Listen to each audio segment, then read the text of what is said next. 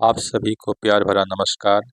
इतिहास के volume 4 video में आप सभी का हार्दिक स्वागत एवं अभिनंदन है। आपका पहला प्रश्न है, धन निष्कासन का सिद्धांत किससे संबंधित है? ऑप्शन है गांधी जी से, गोपाल कृष्ण गोखले से, दादा भाई नौरोजी से, बाल गंगाधर तिलक से। आपका सही उत्तर होगा सी, दादा भाई नौरोजी से। आपका अगला प्रश्न है, poverty and un British rule in India किसकी पुस्तक का नाम है?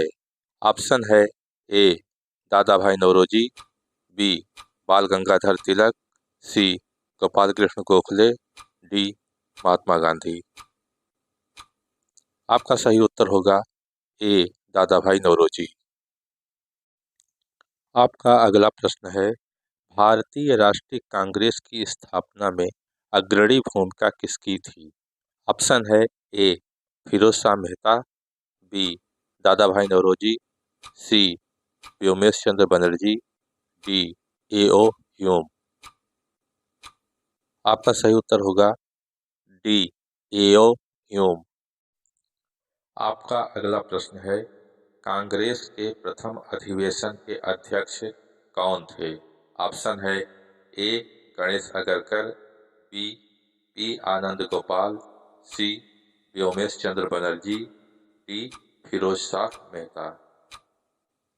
आपका सही उत्तर होगा सी, व्योमेश चंद्र बनर्जी।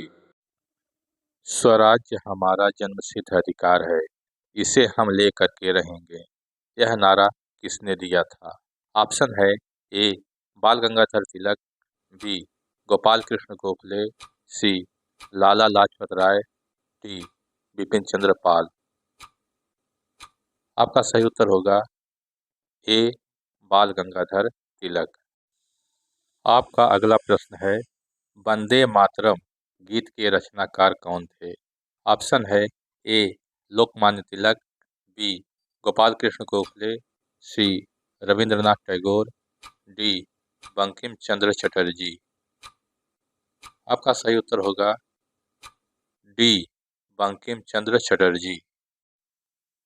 आपका अगला प्रश्न है, लॉर्ड कर्जन ने बंगाल का विभाजन कब किया था? ऑप्शन है ए, 1903 ईस्वी में, बी, 1904 ईस्वी में, सी, 1905 ईस्वी में, डी, 1906 ईस्वी में। आपका सही उत्तर होगा सी, 1905 ईस्वी में। अंग्रेजों ने बंगाल का विभाजन का कारण बढ़िया प्रशासनिक व्यवस्था प्रदान करना बताया था, परंतु वास्तविक कारण हिंदू और मुसलमान लोगों में फूट डालना था। आपका अगला प्रश्न है, कांग्रेस की अध्यक्षता करने वाले प्रथम मुस्लिम व्यक्ति कौन थे? ऑप्शन है ए, फिरोज शाह मेहता, बी, बदरुद्दीन तैयबजी, सी, खान अब्दुल गफ्फार खां, डी, मोहम्मद अली जिन्ना। आपका सही उत्तर होगा बी, बदरुद्दीन तैयबजी। आपका अगला प्रश्न है, कांग्रेस के प्रथम अंग्रेज अध्यक्ष कौन थे? ऑप्शन है A, Henry Cotton, B, Alfred Webb, C, Wedderburn, D, George Yule. आपका सही उत्तर होगा डी, जॉर्ज यूल। आपका अगला प्रश्न है, सबसे अधिक समय तक लगातार 6 वर्ष तक कांग्रेस के अध्यक्ष कौन थे? ऑप्शन है ए, जवाहरलाल नेहरू, बी, अबुल कलाम आज़ाद, सी, डॉक्टर राजेंद्र प्रसाद, डी, दादा भाई नौरोजी। आपका सही उत्तर होगा बी, अबुल कलाम आज़ाद। आपका अगला प्रश्न है, मुस्लिम लीग की स्थापना कब हुई थी? ऑप्शन है ए, 1906 ईस्वी में, बी, 1907 ईस्वी में, सी, 1908 ईस्वी में, डी, 1909 ईस्वी में। आपका सही उत्तर होगा ए, 1906 ईस्वी में। 1906 में मुस्लिम लीग की स्थापना आगा खां, ढाका के नवाब सलीमुल्लाह और नवाब मोहसिन उल मुल्क के नेतृत्व में की गई थी। इन्हीं लोगों के प्रयासों से मुस्लिम लीग स्थापित हुआ था। आपका अगला प्रश्न है, किस सुधार के तहत मुसलमानों के लिए पृथक निर्वाचन की व्यवस्था की गई? ऑप्शन है ए पार्लियामेंटो सुधार 1909, B Indian council act 1892, C charter act 1853, D charter act 1793। आपका सही उत्तर होगा ए पार्लियामेंटो सुधार 1909 ईस्वी। इसी सुधार के तहत भारत में काउंसिल के सदस्यों की संख्या 16 से बढ़ा करके 60 कर दी गई थी। आपका अगला प्रश्न है, बंगाल का विभाजन कब रद्द किया गया? ऑप्शन है ए 1911 ईस्वी में, बी 1912 ईस्वी में, सी 1917 ईस्वी में, डी 1918 ईस्वी में। आपका सही उत्तर होगा ए 1911 ईस्वी में। आपका अगला प्रश्न है, गदर पार्टी की स्थापना किसने किया था? ऑप्शन है ए खुदीराम बोस ने, बी प्रफुल्ल चाकी ने, सी अरविंद घोष ने, डी लाला हरदयाल ने। आपका सही उत्तर होगा डी लाला हरदयाल ने। इस दल के अन्य प्रमुख सदस्यों में रासबिहारी बोस, राजा महेंद्र प्रताप, बरकतुल्लाह, उबैद उल्लाह सिंधी, भगवान सिंह तथा सोहना सिंह मखना अधिक सक्रिय थे। गदर पार्टी की ओर से एक सामाजिक पत्र गदर नाम से प्रकाशित होता था। उसके मुख्य पृष्ठ पर लिखा रहता था, अंग्रेजी राज का दुश्मन। आपका अगला प्रश्न है, श्रीमती एनी बेसेंट एवं लोकमान्य बाल गंगाधर तिलक ने किस आंदोलन को प्रारंभ किया था? ऑप्शन है ए सशस्त्र क्रांति, बी होम रूल आंदोलन, सी बहिष्कार आंदोलन, डी स्वराज्य आंदोलन। आपका सही उत्तर होगा बी होम रूल आंदोलन। आपका अगला प्रश्न है, गांधी जी ने भारतीय स्वतः स्वाधीनता आंदोलन का नेतृत्व कब से कब तक किया था? ऑप्शन है ए 1915 से 1935 तक, बी 1914 से 1930 तक, सी 1919 से 1935 तक, डी 1918 से 1934 तक। आपका सही उत्तर होगा सी 1919 से 1935 तक। आपका अगला प्रश्न है, रोलेट एक्ट कब पारित किया गया था? ऑप्शन है ए 1919 में, बी 1920 में, सी 1921 में, डी 1922 में। आपका सही उत्तर होगा ए 1919 ईस्वी में। इस एक्ट को बिना अपील, बिना वकील, बिना दलील के एक्ट के नाम से भी जाना जाता है, जिसके अंतर्गत सरकार किसी भी व्यक्ति को बिना मुकदमे के कैद कर सकती थी। गांधी जी ने फरवरी 1919 ईस्वी में इसके विरोध में सत्याग्रह आंदोलन प्रारंभ किया था। आपका अगला प्रश्न है, जलियांवाला बाग हत्याकांड कब हुआ था? ऑप्शन है ए 11 अप्रैल 1919, बी 12 अप्रैल 1920, सी 13 अप्रैल 1919, डी 13 अप्रैल 1920। आपका सही उत्तर होगा सी 13 अप्रैल 1919 ईस्वी को। पंजाब के नेता डॉक्टर सत्यपाल और डॉक्टर सैफुद्दीन किचलू की गिरफ्तारी के विरोध में अमृतसर के जलियांवाला बाग में एक विशाल सभा का आयोजन किया गया था।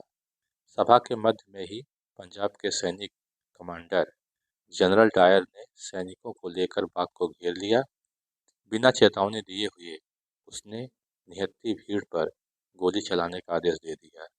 इससे कई सौ निर्दोष लोगों की मृत्यु हो गई और हजारों लोग घायल हो गए थे। इस कांड के विरोध में रविन्द्रनाथ टैगोर ने अपनी सर की उपाधि वापस कर दी थी। आपका अगला प्रश्न है, गांधी जी के नेतृत्व में असहयोग आंदोलन कब से कब तक चला था? ऑप्शन है ए 1920 से 1922 ईस्वी तक, बी 1919 से 1921 ईस्वी तक, सी 1920 से 1923 ईस्वी तक, डी 1918 से 1920 ईस्वी तक। आपका सही उत्तर होगा ए 1920 से 1922 ईस्वी तक। आपका अगला प्रश्न है, चौरी चौरा कांड कब हुआ था? ऑप्शन है ए 1 फरवरी 1919 को, बी 2 फरवरी 1920 को, सी 3 फरवरी 1921 को, डी 4 फरवरी 1922 को। आपका सही उत्तर होगा 4 फरवरी 1922 को। इस कांड के तहत उत्तर प्रदेश के गोरखपुर जिले के चौरी चौरा नामक स्थान के किसान थाने पर अपने विरोध प्रदर्शन के लिए आए थे, क्योंकि पुलिस ने उसके एक साथी को बहुत मारा था। जब ये थाने पर आए तो पुलिस ने भी उन पर गोली चलानी शुरू कर दी। गुस्से में आकर किसानों ने थाने में आग लगा दी।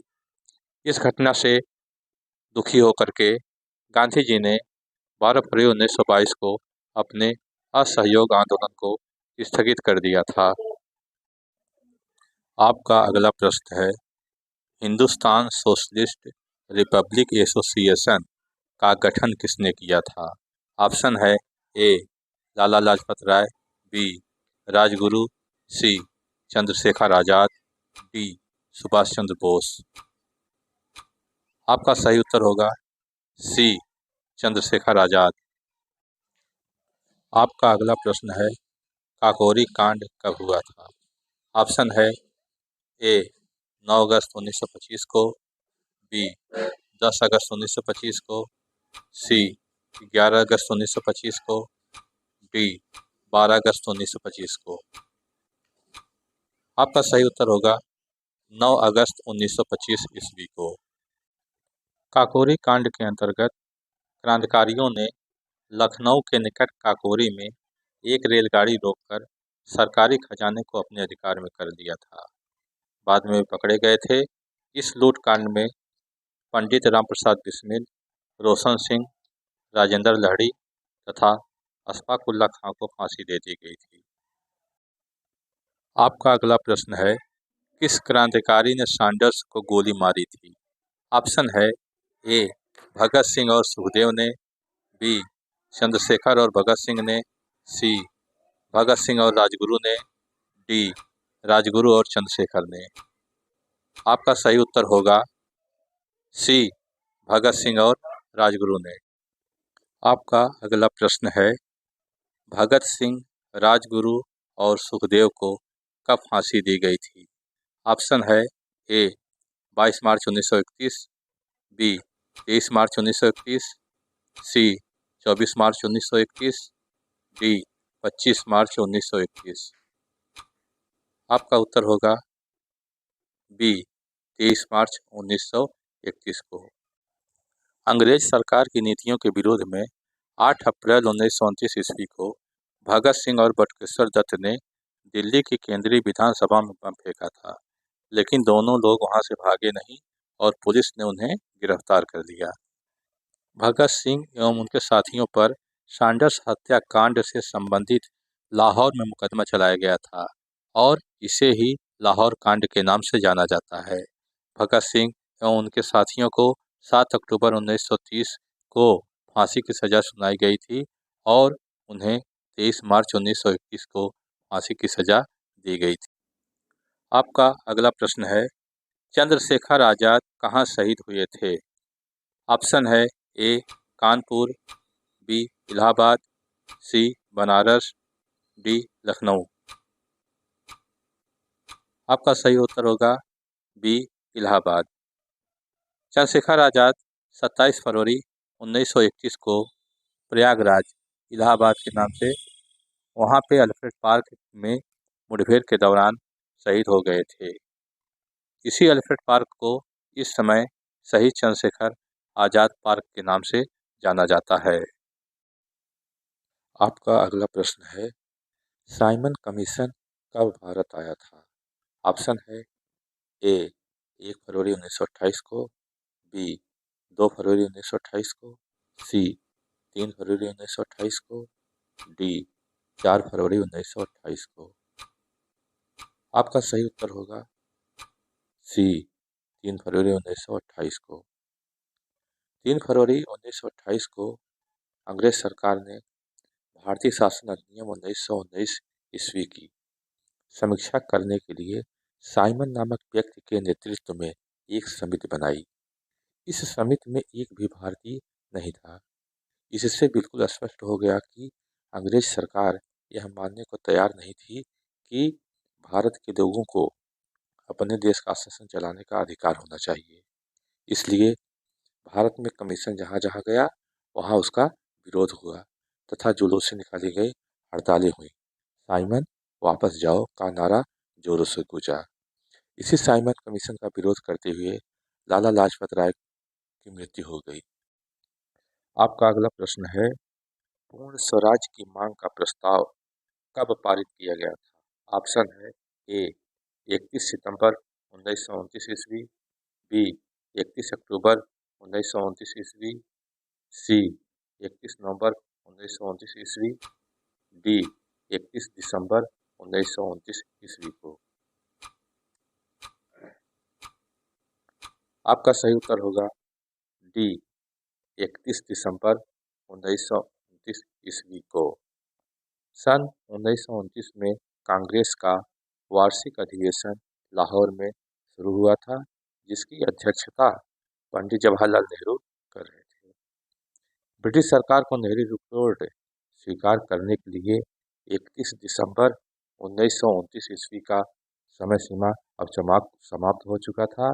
इसीलिए राष्ट्रीय कांग्रेस ने रावी नदी के तट पर 31 दिसंबर 1929 ईस्वी की रात्रि 12 बजे तिरंगा झंडा फहराया और पूर्ण स्वराज की मांग का प्रस्ताव पारित किया था।